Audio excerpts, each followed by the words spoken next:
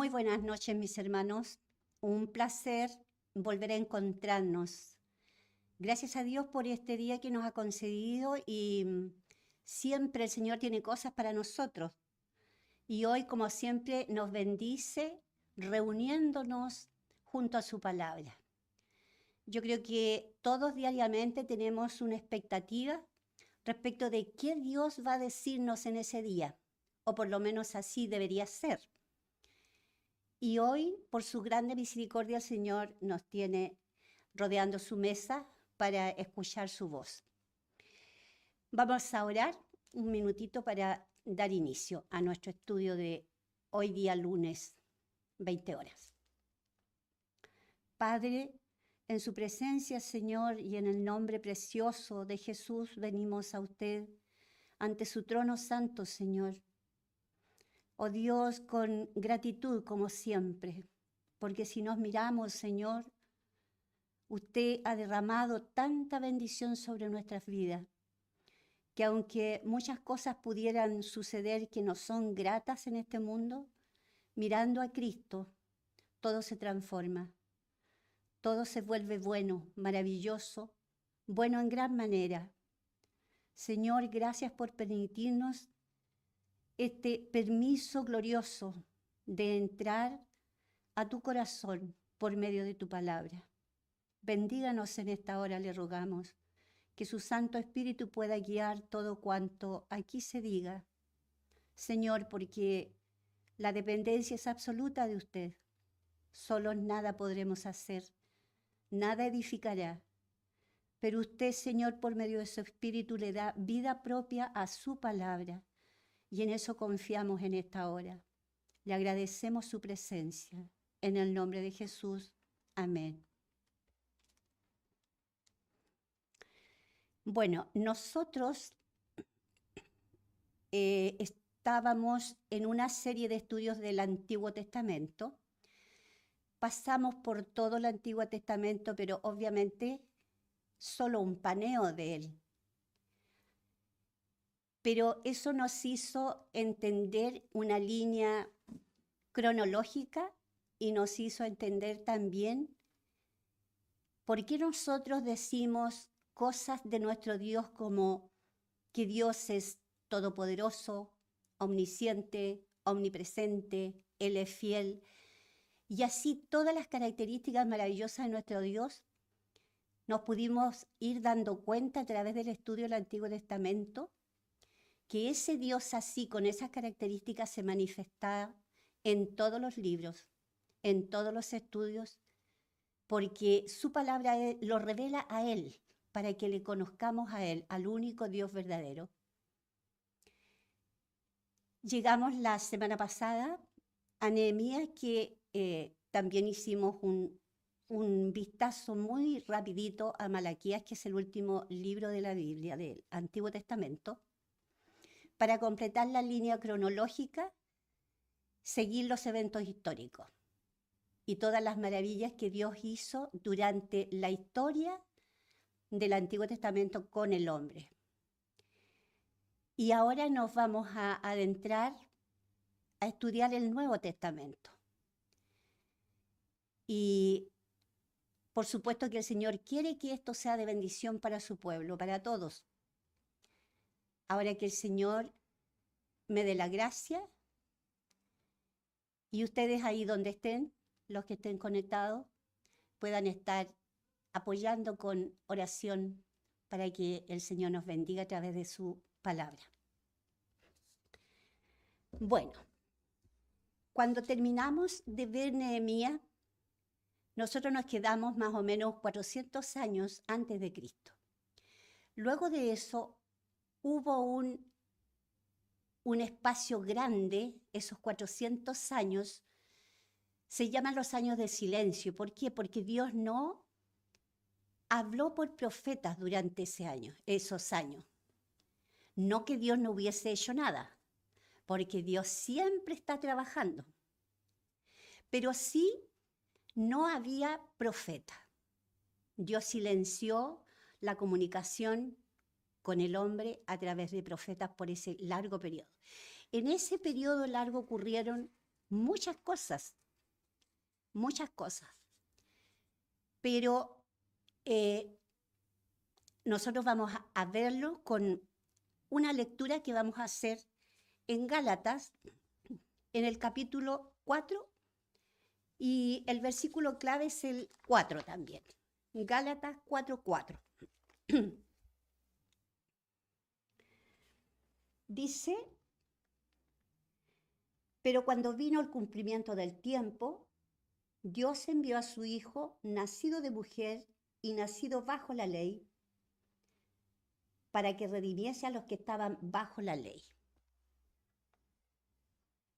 Pablo está aquí en Gálatas explicando al pueblo, a la mezcla que había, ¿no es cierto?, allí en Galacia, de judíos que se habían convertido y gentiles que se habían convertido.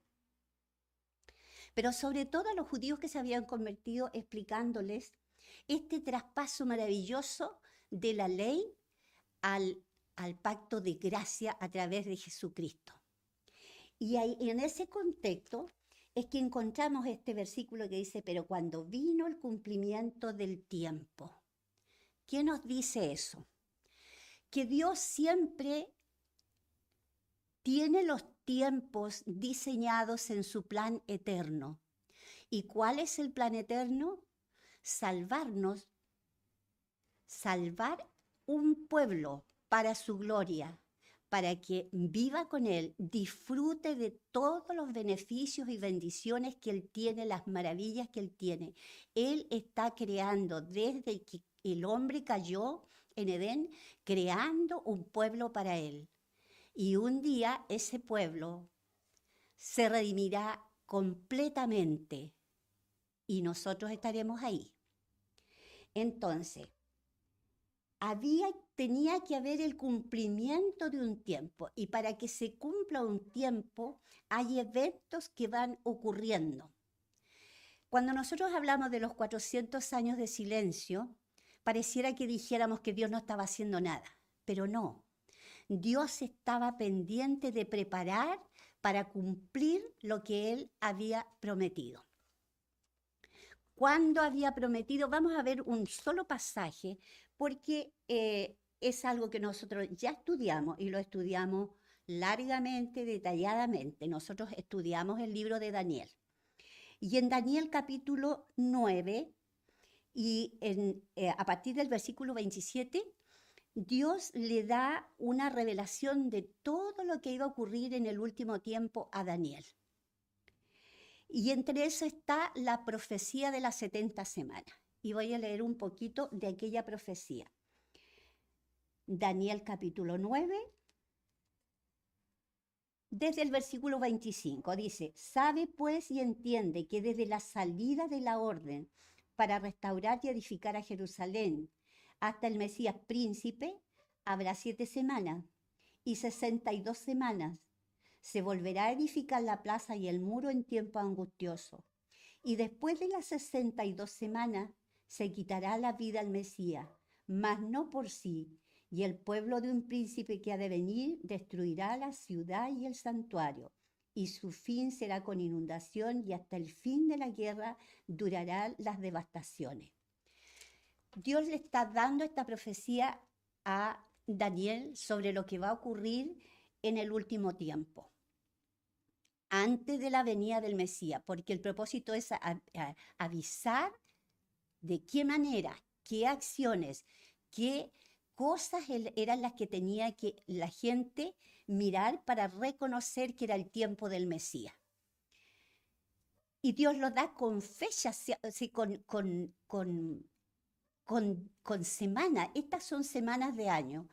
Cuando dice habrá 7 semanas, son 7 años, ¿no es cierto? La semana es de 7 años. Eso es el símbolo, 7 años. Y dice en el 25, y casi al terminar, dice: y 62 semanas se volverá a edificar la plaza y el muro en tiempos angustiosos. Eso se dio en el tiempo de Nehemías, que nosotros terminamos de estudiar la semana pasada. Exactamente las 7 semanas se dieron ahí porque en 49 años se construyó el templo y los muros. Y a partir de esa fecha había que sumar 62 semanas. En esas 62 semanas al cumplirse tenía que venir el Mesías y dar su vida. Cuando nosotros nos encontramos que Pablo está aquí explicando, está refiriéndose a esto, al cumplimiento de los tiempos, de todos los eventos que tenían que ocurrir y que Dios ordenaría para hacer posible que el Mesías viniera, que Cristo viniera. ¿Qué cosas ocurrieron en ese tiempo? ¿En qué trabajó Dios en ese tiempo? A partir del año, más o menos el año 30 antes de Cristo, el 27, según historiadores, varios historiadores, el año 27 antes de Cristo, se instauró el Imperio Romano como imperio, porque el Imperio Romano no es que nació de un día para otro, sino que fueron tomando territorio hasta transformarse en un imperio. Un imperio que fue enorme, muy grande. No sé si tenemos el mapa. No, parece que no. Pero el Imperio Romano rodeó todo el mundo conocido de entonces, que era todo lo que rodeaba el Mediterráneo, ¿ya? El mar Mediterráneo, todo lo que rodeaba el mar Mediterráneo. Ahí tenemos el Imperio Romano. Todo eso naranjo ocupó el Imperio Romano y nosotros podemos ver que no hay nada alrededor del Mediterráneo, que era el centro del mundo conocido de entonces, que no hubiese pertenecido a ello. ¿Quién llevó este imperio a ser lo que fue? Dios. Porque también nosotros lo vimos en Daniel, cuando Nabucodonosor, Dios le da ese sueño y le dice que él es la cabeza. ¿Se acuerdan que vimos la imagen que soñó Nabucodonosor? Las piernas de esa imagen era el Imperio Romano. Y aquí lo tenemos, el Imperio Romano. ¿Quién permitió que a través de muchas vicisitudes, muchas personas, se instaurara el Imperio Romano? Dios. Porque Dios es autoridad y tiene soberanía sobre los gobiernos, aunque los gobiernos piensen que son autónomos. Eso no es así. Todo lo que existe en esta tierra está bajo el dominio de Dios y para un propósito, para un plan. Dios permite, ¿no es cierto?, que se cumpla esa profecía de Daniel también, y se instaura el Imperio Romano, y con él vinieron muchas cosas para preparar la venida del Mesías, de la que habla aquí en Gálatas 4. Dice, y venido, pero cuando vino el cumplimiento del tiempo. ¿Qué trajo el Imperio Romano? A partir del año 27 se proclamó algo así como un Estado ya consolidado como imperio, y eso provocó la paz. La paz porque ya era respetable en todo su entorno, entonces el pueblo ya vivió en paz, podían trasladarse de un lado a otro, pararon las guerras. Cuando paran las guerras deja de haber hambre, deja de haber necesidades, hay un establecimiento político, civil, económico, todas esas cosas se logran en la paz. Ocurrió eso, lo que se denomina, cuando uno estudia, ¿no es cierto?, pasa esto de la Pax Romana. Periodo de paz que facilitó la expansión del Evangelio. ¿Por qué la facilitó la paz romana? Porque durante este tiempo los romanos, si hay algo que hicieron muy bien, fue hacer calles, vías pavimentadas, no con el pavimento de ahora, pero con piedras. Y nosotros hasta el día de hoy, si nosotros fuéramos a Italia, Europa, qué sé yo, vamos a encontrar todavía calles de esas que han durado miles de años. Dios permitió que se hiciera eso. ¿Por qué? Porque por esos lugares, por esas sendas pavimentadas, pasó Pablo y los apóstoles llevando el Evangelio. Antes de eso era muy difícil llegar a muchas localidades, pero Dios usó a este pueblo. Luego, la cultura que hubo antes de los romanos fue la griega. Y con la cultura griega anterior, con el imperio griego, ¿qué pasó? Lo que hoy día pasa en el mundo. Hoy día en el mundo, en casi todos lados, se habla inglés o se enseña. De pronto, a veces a algunos nos cuesta más para aprender, pero que se enseña, y en el aspecto político, militar y económico, el inglés es la lengua de la que se tratan los negocios y todas estas cosas. Lo mismo ocurrió en ese tiempo con el griego. ¿Qué hizo eso? Que ese idioma se repartiera por todo el imperio, por lo tanto, nosotros sabemos que el Nuevo Testamento se escribió en griego. ¿Por qué? Porque eso hizo que todo el pueblo pudiera conocerlo, porque estaba en el idioma de ellos. ¿Qué otra cosa ocurrió en el cumplimiento del tiempo? Cuando hubo los cautiverios, el primer cautiverio en el 722 que llevó a Israel a Siria, y después a Babilonia en el 605, el pueblo de Israel fue disperso por otras naciones. También Dios ocupó eso. ¿Por qué? Porque allí se fundaron sinagogas y los judíos donde llegaban continuaban con su creencia, y aún más en el exilio, porque viendo la consecuencia de su rebelión se volvían a Dios, en lugares extraños y lejanos, pero se volvían a Dios. Por lo tanto, era como que se sembró células en todos lados del pueblo judío, cosa que aprovecharon los discípulos, y nosotros cuando vamos a leer después y estudiar las cartas de Pablo, nos vamos a encontrar con que Pablo, cuando llegaba a una ciudad, ¿a dónde iba? A la sinagoga. Ese era su punto de partida para empezar a predicar el Evangelio. ¿Quién hizo eso? Dios permitió, lo ordenó para que así fuera.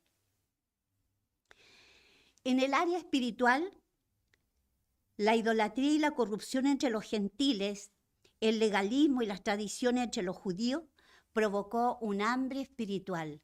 Nadie ya estaba conforme con lo que tenían, todo les defraudaba y había una sed espiritual. Y eso es algo que Dios provoca, aunque el hombre no se dé cuenta, pero Dios provoca esa sed espiritual. Desgraciadamente, esa sed normalmente llega a través de tribulaciones, de que el hombre debe darse cuenta de sus errores, como le pasó a Israel. Pero el Señor usa todas esas cosas, las usa a favor de que el hombre se vuelva a Él y a su conocimiento. Había también, con la expansión, la diáspora de los judíos, ellos siempre esperaron al Mesías. Por lo tanto, la espera de este personaje maravilloso, ese anhelo, estaba disperso por todo ese mundo romano. En todos lados habían judíos viviendo, y ellos llevaban esta semilla de la promesa que Dios le hizo a Abraham, todos ellos. Entonces, a eso, por una parte, se refiere Pablo aquí en Gálatas 4:4. Pero cuando vino el cumplimiento del tiempo, cuando todas las cosas estuvieron ordenadas para el propósito de Dios de enviar a su Hijo, entonces Dios envió a su Hijo. ¿De qué manera? De la manera que Él había dicho que iba a venir, nacido de mujer. Esa era la profecía, ¿no es cierto?, de Isaías, que dice que iba a venir de una virgen. Y nacido bajo la ley. Nosotros vamos a empezar a estudiar los evangelios, y cuando estudiemos eso nos vamos a dar cuenta que el Nuevo Testamento nos está impreso y dice Nuevo Testamento a partir de Mateo.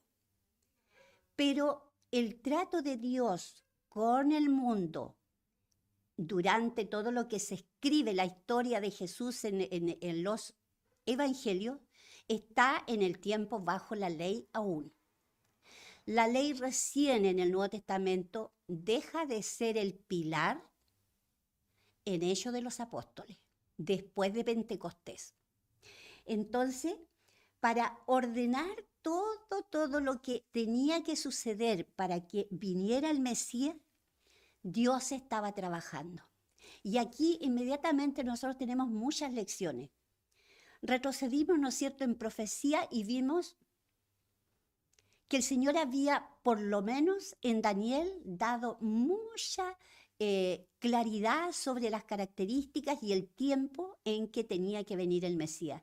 Y Dios trabajó y cumplió, porque nosotros cuando estudiamos Daniel hicimos ese calendario y ese cálculo que exactamente a las 69 semanas después que nombra la profecía, ¿no es cierto?, ahí en el capítulo 9, nació el Mesías y fue muerto. Se cumplió literalmente en el tiempo calculado. Entonces, durante todo ese tiempo, esos 400 años, Dios sí estuvo trabajando. ¿Cuántas veces nosotros pensamos que Dios no está haciendo nada? O por nosotros, o por este mundo, o por nuestra familia, o por nuestro país, o por la iglesia. Porque hay minutos y espacios de silencio, pero eso no quiere decir que Dios no esté haciendo nada. Jesús mismo lo dijo: hasta la hora mi Padre y yo, y mi Padre trabaja. Él siempre está trabajando. ¿Por qué? Porque por amor de su nombre, no por nuestro comportamiento, Él cumplirá todo lo que ha dicho que va a hacer. Pero para hacerlo, las cosas no nacen de la noche a la mañana. Dios va preparando lentamente para llegar al propósito de su corazón, lo que Él ya ha establecido y que nosotros conocemos, porque Él ya nos ha dado a conocer los grandes eventos que han de ocurrir. Entonces, tenemos aquí cómo unimos el Antiguo Testamento con el Nuevo Testamento, en el sentido de que ya Jesús tenía que venir. ¿Por qué? Porque el Nuevo Testamento ya empieza con los evangelios que nos narra la vida de Jesús. Es la que nos narran los evangelios. Vamos, voy a hacer un sistema de pregunta y respuesta porque es como más fácil, digamos, más didáctico para entender contextos. Antes de Gálatas 4:4, en el 3 y al final, ¿no es cierto?, está hablando de que la ley fue un ayo, es decir, un criado o una nodriza para llevarnos a Cristo. Éramos niños, no éramos libres, la ley nos tenía, está literal lo que dice, porque estábamos bajo la ley, es decir, presionados por la ley, no éramos libres. Entonces, ¿la ley para qué fue? Para que el hombre se diera cuenta de la necesidad de un Salvador, que solo no podía cumplir los estándares de Dios. Imposible. Tenía que haber un mediador. Y hace esto de decir que, dice, por ejemplo, versículo 23 del 3, pero antes que viniese la fe estábamos confinados bajo la ley, encerrados para aquella fe que iba a ser revelada, de manera que la ley ha sido nuestro ayo para llevarnos a Cristo, al fin de que fuésemos justificados por la fe. Para que viniera este cambio que iba a traer el Mesías, tenían que ocurrir muchas cosas en las que Dios en silencio estaba trabajando.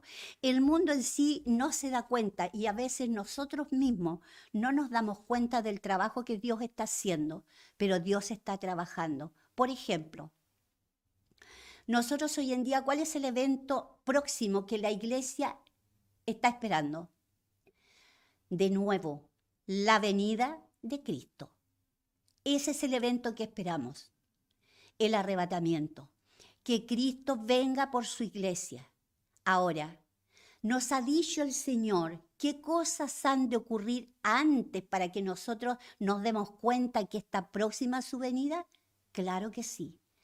¿Está Dios trabajando en todo eso con señales políticas, económicas, de salud? ¿Está trabajando en el área moral, en el área ética? ¿Está trabajando en medio de la religiosidad del mundo, está trabajando, sí. Y todas las señales nos hacen ver que ese tiempo está cerca. Y el Señor nos llama a que estemos atentos a eso. Él les dijo a los judíos, ¿no es cierto? Les dijo, miren, ustedes saben cuando va a llover y la tarde está con arreboles y no se dan cuenta de los tiempos. Sí, es una llamada de atención de que nosotros, por medio de su palabra, cuando la vamos conociendo, es maravilloso ver cómo los tiempos avanzan y cómo Dios está trabajando. Aquí vemos nosotros la fidelidad de Dios. Él es fiel a su palabra. La veracidad de Dios. Él nunca miente. Él siempre dice verdad. La misericordia de Dios, porque a través de toda la soberbia y la rebelión del mundo, Él sigue con su plan en pie, porque es su palabra la que lleva adelante. Es su nombre el que está en juego. Y en ese deseo del corazón de Dios, todos los seres humanos que quieran, la puerta está abierta, de la gracia del Señor en Jesucristo, pueden ser bendecidos. ¿Cómo no agradecer a nuestro Dios tan grande? ¿Qué significa que Cristo nació bajo la ley? Que se sometió a la misma ley que Israel. Esa ley que ningún hombre podía cumplir, Cristo vino y la cumplió.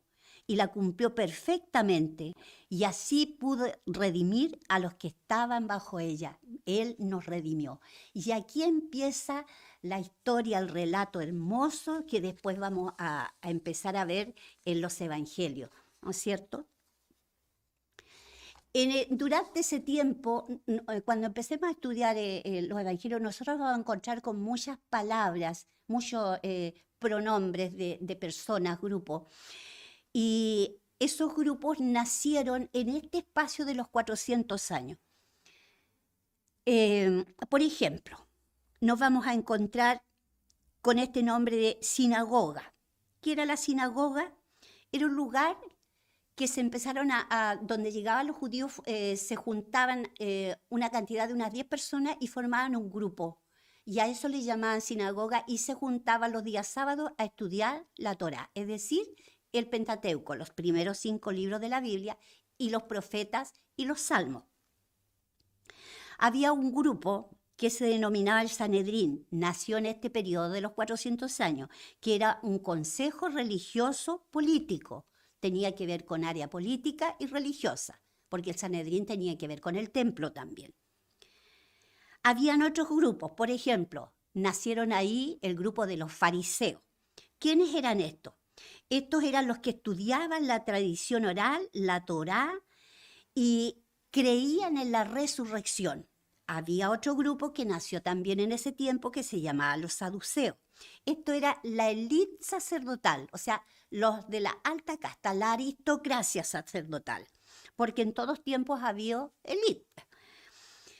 Y ellos tenían el enfoque en el templo y negaban la resurrección. Por eso Jesús siempre se enfrentó con los fariseos y saduceos, sobre todo con los saduceos porque negaban la resurrección. Hubo otro grupo que se llamaba los esenios, y ellos eran una comunidad apartada con una piedad pero estricta. Ellos seguían la ley pero estricto y se separaban, no vivían en comunidades separadas, ¿ya? Había otro grupo que se llamaba los celotes, y ese era los judíos con la resistencia político-militar. Y nosotros nos vamos a encontrar que cuando el Señor llama a los discípulos, a los apóstoles, había uno de ellos ahí, pues. Había uno, también llamó el Señor uno de ellos. Habían otros que se denominaban los herodianos, que eran los partidarios de la dinastía de la herodiana, de Herodes.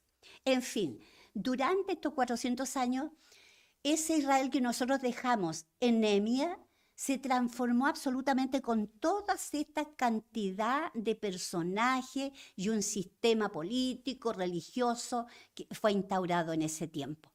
Y estas personas son las que van a estar viviendo y con las que Cristo va a convivir todo su ministerio, con todos estos personajes.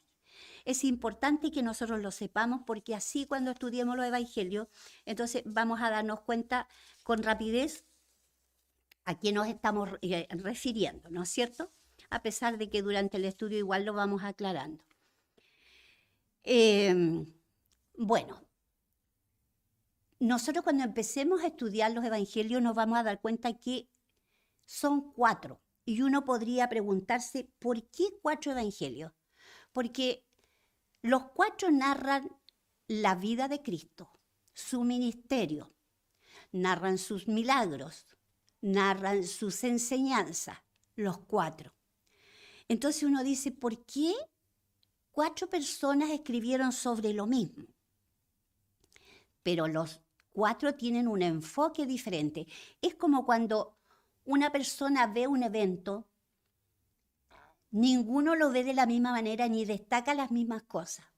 Si hay, por ejemplo, un atropello en la calle y usted le pregunta a una persona qué vio, uno le va a decir, el auto venía a mucha velocidad. El otro va a decir, el caballero cruzó porque había luz roja. El otro va a decir, ese señor se llama fulano de tal, yo lo conozco. El otro va a decir, era un señor de 1,70 m y más o menos debe haber pesado unos 80 kilos. Se fija que los puntos de referencia de las personas son distintos, pero si nosotros los juntamos todos, hacemos la historia completa. Eso pasa con los 4 evangelios, que todos destacan un aspecto de Cristo, primero que nada, pero también se complementan. Hay algunos que no dicen algo que el otro sí lo dice, o que lo dice de una manera muy parca y el otro lo explica con mayor claridad. Por eso 4, pero también porque, como les decía, están escritos con un enfoque. Por ejemplo, Mateo lo enfoca como el rey, el Mesías prometido, el cumplimiento del Mesías del Antiguo Testamento. Y por lo tanto, él nombra la genealogía davídica, que dice para que se cumpliese lo dicho, y aparece ahí cuando nosotros vayamos a empezar a estudiar el libro, ¿no es cierto? Ese es el enfoque que da Mateo. Marcos lo muestra como un siervo poderoso, pero un siervo sufriente. Y está escrito especialmente para los romanos, porque en ese tiempo imagínense que convivían muchas personas distintas. Israel estaba bajo el dominio romano, por lo tanto habían romanos. Había gente de otros lados que eran gentiles. Todo el área norte de Galilea vivían gentiles, en Capernaum y todo ese lado. Había gente que había quedado del imperio sirio, que eran los samaritanos. Entonces había que tratar con muchas personas distintas, de culturas distintas, y el evangelio, esto nos demuestra con los 4 evangelios que es para todos. Cristo vino para salvar a todos, quería que todos lo entendieran. Entonces, Marco habla a los romanos y habla sobre la acción de Cristo y su autoridad mayormente. Y él es rápido, tiene un ritmo rápido, él va de una cosa inmediatamente, se repite mucho eso. Y además, Marco se enfoca mucho en los milagros de Jesús. Lucas, por el contrario, enfoca el evangelio a Cristo como el Hijo del Hombre. El cumplimiento de la profecía de Daniel, el Hijo del Hombre. Ahí es nombrado. ¿Por qué el Hijo del Hombre? Porque le da también un sentido universal. Mateo le habla a los judíos, pero Lucas le habla a todo el mundo. De hecho, el libro está dedicado a alguien que no es judío. Hijo de hombre. ¿A quiénes les habla? Principalmente a los griegos, a los gentiles. Y el libro de Lucas, como era una persona muy académica, vamos a decirlo, tiene un orden histórico. Si nosotros queremos estudiar la vida de Jesús ordenadita, tendríamos que empezar leyendo Lucas. Históricamente está más ordenado. ¿En qué hace énfasis Lucas? Lucas hace énfasis en los marginados, ¿Por qué? Porque le habla a todo el mundo, ¿no es cierto? No le habla solo a los judíos, le está hablando al mundo, el Hijo del Hombre, el Hijo de todos los hombres, el Hijo del Hombre que viene a todos los hombres, a salvar a todos los hombres. Y hace hincapié en los marginados, en la oración y en el Espíritu. Ese es el enfoque de Lucas.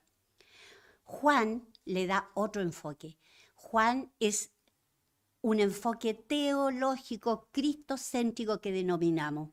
Él muestra a Cristo como el Hijo de Dios.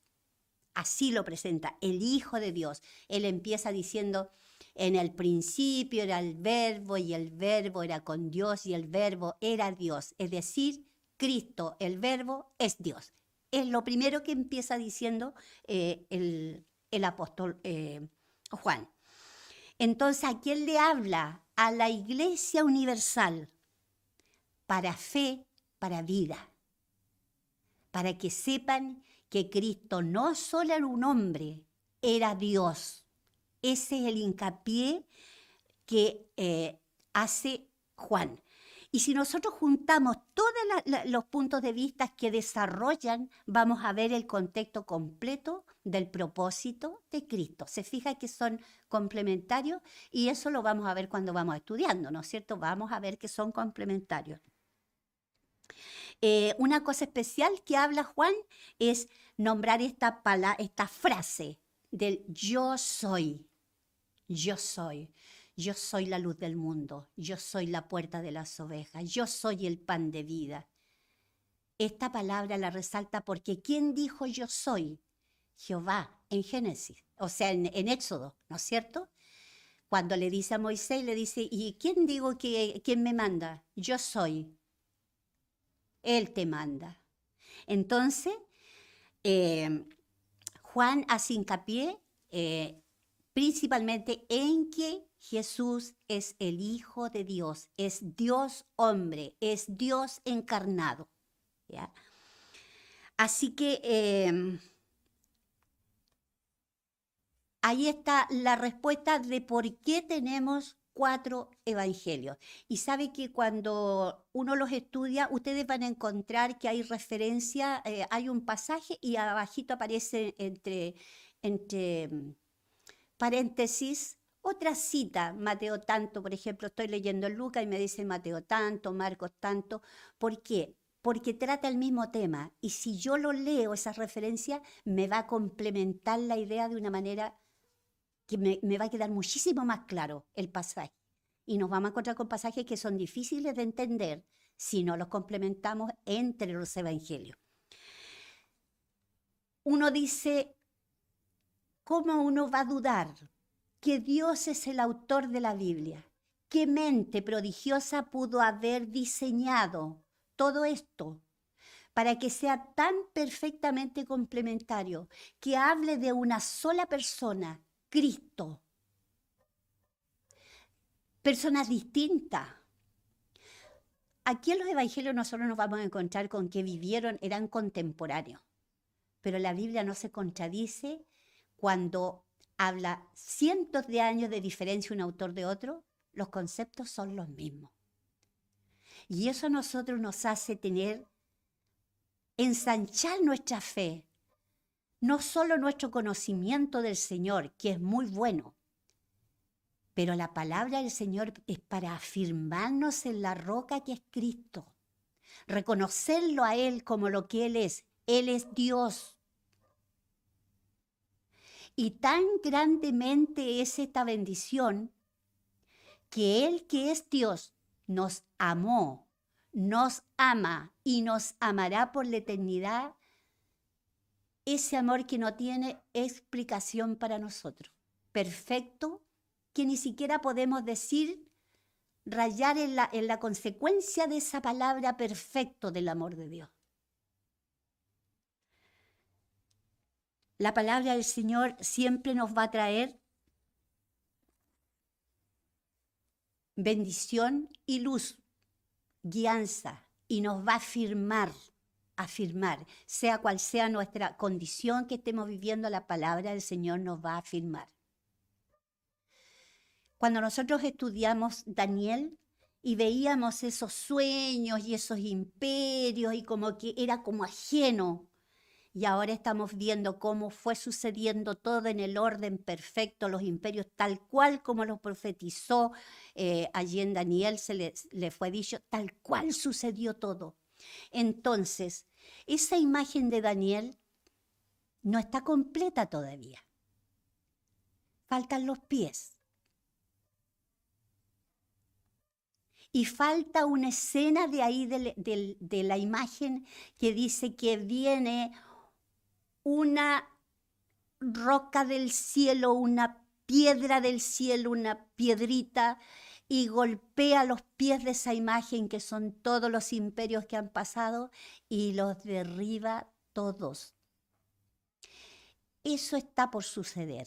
Aquí nosotros vamos a empezar a estudiar en el contexto de lo que está sucediendo en el Imperio Romano, que es la historia de Cristo, que está inserta en el Imperio Romano porque ellos gobernaban cuando Cristo vino. Pero en este tiempo nosotros estamos esperando que esa piedra toque los pies y derribe todos los imperios y Él venga y reine para siempre. Sea el único rey del universo, el rey perfecto, el que trae justicia, ese mundo perfecto que Dios ideó en Edén y que fue echado a perder a causa del pecado. Pero el propósito de Dios no ha cambiado y Él volverá a recrear todo lo que allí se perdió. Dios bendiga, y de hecho la palabra del Señor así lo dice, que es bienaventurado el que lee los libros, estos libros lo dice en Apocalipsis, bienaventurado, porque mire cómo el Señor nos ayuda a estar firmes en la fe a través de todos los sucesos que nosotros vamos viendo. Había promesas que tenían que cumplirse, muchas promesas que Dios había hecho, mucha profecía, y cuando Cristo vino y empieza el diseño del Nuevo Testamento, Cristo va cumpliendo cada una de ellas. Voy a leer rapidito algunas, no sé, son varias citas, pero voy a ir leyendo. Por ejemplo, en Génesis 3:15 dice: y pondré enemistad entre ti y la mujer, entre tu simiente y la simiente suya, ésta te herirá en la cabeza y tú le herirás en el calcañar. ¿Se cumplió? Se cumplió. Cristo fue herido allí en la cruz, pero solo herido porque Él resucitó al tercer día, pero el enemigo fue vencido, el golpe fue en su cabeza. Él está condenado eternamente e irá al lago de fuego. En Génesis 12:3 dice: y bendeciré a los que te bendigan, a los que te maldijeren maldeciré, y serán benditas en ti todas las familias de la tierra. Y aquí empezamos el Nuevo Testamento y vemos cómo se cumple con la venida del Mesías. Él es la simiente por la cual son benditas todas las naciones de la tierra. El Evangelio ha de llegar a todas las naciones, y de todas las naciones, tribus y lenguas habrá quienes alaben a nuestro Dios por siempre. Cumplido. Segunda de Samuel, dice 7 del versículo 2 y 13 dice: y cuando tus días fueren cumplidos y durmieres con tu padre, yo levantaré a tu simiente después de ti, la cual procederá de tus entrañas, y afirmaré su reino. Él edificará casa a mi nombre, y yo afirmaré para siempre el trono de su reino. La promesa que Dios le hace incluye lo que Salomón tenía que hacer, pero se lo dijo a su padre, ¿no es cierto? A David.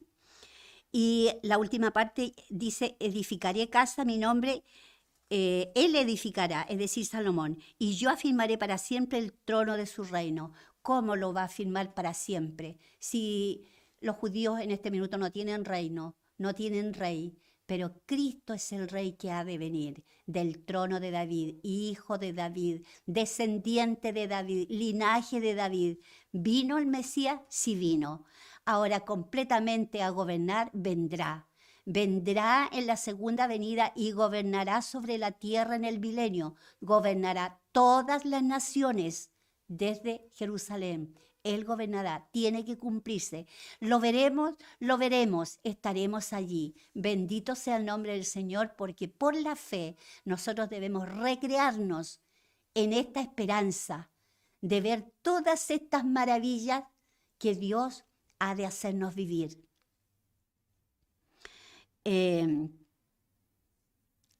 Voy a avanzar con otras profecías que se cumplen para iniciar ya el Nuevo Testamento. Cristo vino.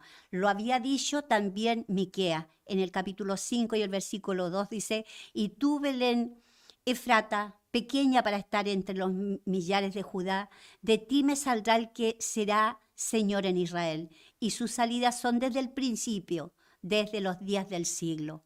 Allí está profetizando Miqueas la venida de Cristo y su nacimiento en Belén. Tenía que ser así. Ellos vivían en Nazaret, pero el Señor ordenó las cosas como siempre y hubo un edicto que tenían que ir a la ciudad de su nacimiento y tuvo que ir José y María a Belén y allí nació el Señor. ¿Ordena las cosas el Señor? ¿Está en dominio? ¿Es soberano? ¿Es dueño de los tiempos? Sí lo es. A través de todas estas cosas nosotros vamos ratificando lo que muchas veces escuchamos predicar y muchas veces o no nos interesamos mucho en profundizar o nos pasa por alto. Pero si nos pasa por alto nos perdemos estas bendiciones de ver cómo es nuestro Dios, cómo es de confiable. Él cumple. Y en Mateo, ya entrando al Nuevo Testamento, por ejemplo, en Mateo 1, el 22 y 23 dice, y todo esto aconteció para que se cumpliese lo que fue dicho por el Señor, por el profeta que dijo, he aquí la Virgen concebirá y parirá hijo y llamará su nombre Manuel, que declarado es Dios con nosotros. Cumplimiento. ¿Qué es lo que hoy día hemos visto? Entonces, el traspaso del Antiguo Testamento al Nuevo. Las razones, ¿por qué? Porque tenía que cambiar con el Mesías venir la gracia sobreabundante y la salvación por fe y ser abrogada la ley en el sentido de no vivir bajo la ley, obligados a cumplirla y no pudiendo cumplirla, a hacer sacrificios de animales. Cristo fue el único y perfecto sacrificio. ¿Qué más vimos? Que en este tiempo de silencio, de los 400 años, Dios estaba trabajando, ordenando las cosas para que sucediera todo cuanto Él había dicho que iba a suceder. Lo que pasa es que para Dios no es difícil decir lo que va a suceder, porque Él no vive ilimitado en el tiempo, nosotros sí. Dios vive en el tiempo, no tiene tiempo. Y si se pudiese denominar, el tiempo no es el tiempo cronos, el nuestro de reloj. Es un tiempo en el que todo está presente. Dios no tiene pasado, presente y futuro. Él lo tiene todo ante sus ojos. Todas estas características las tiene nuestro gran Dios. Y sabe que Él está de nuestra parte. Él es nuestro Padre. Este Dios sabio que gobierna todas las cosas, a esa familia de Él pertenecemos. Él es nuestro Padre, somos sus hijos.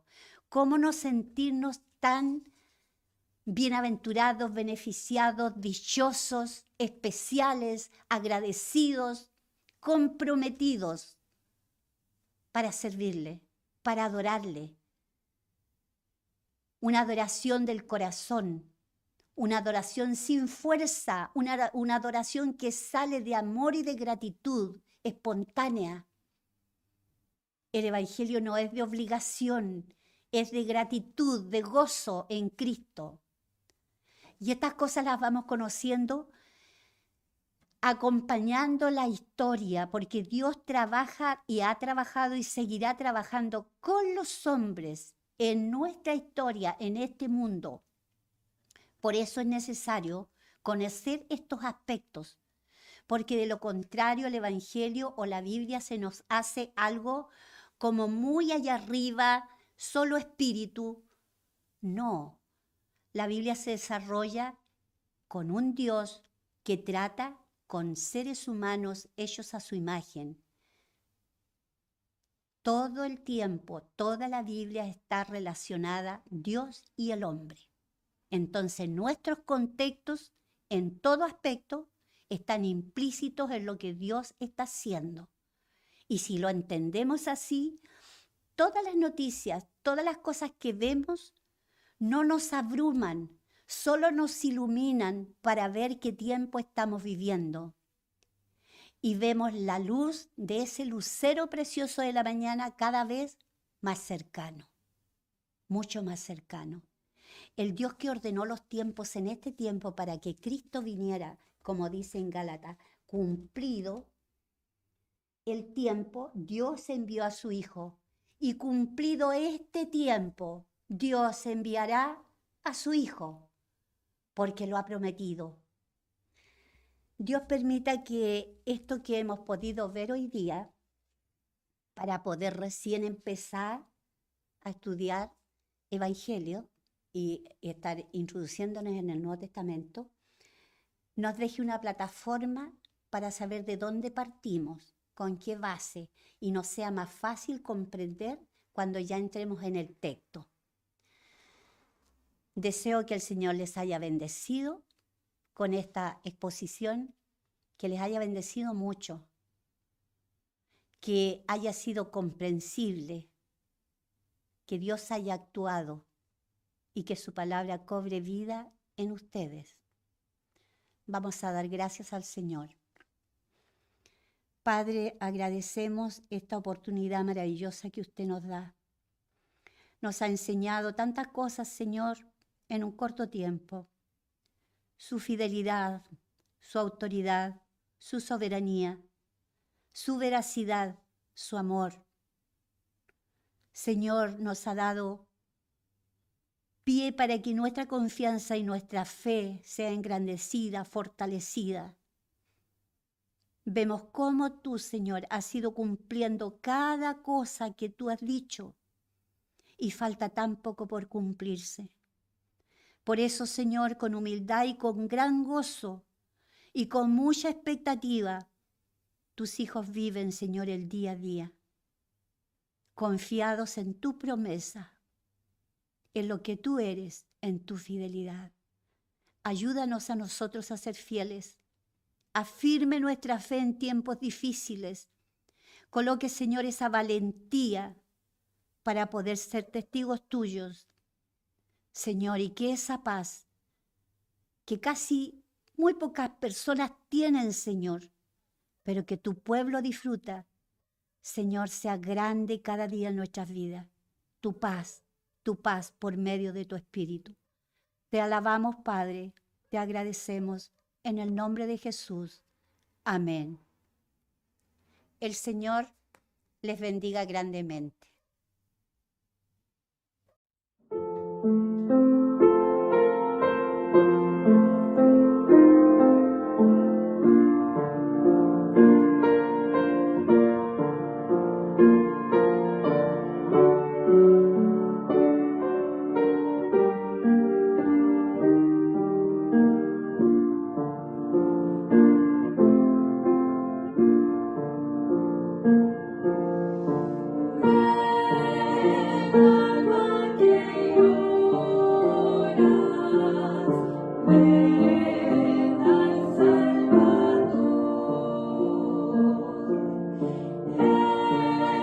Tus tristes horas.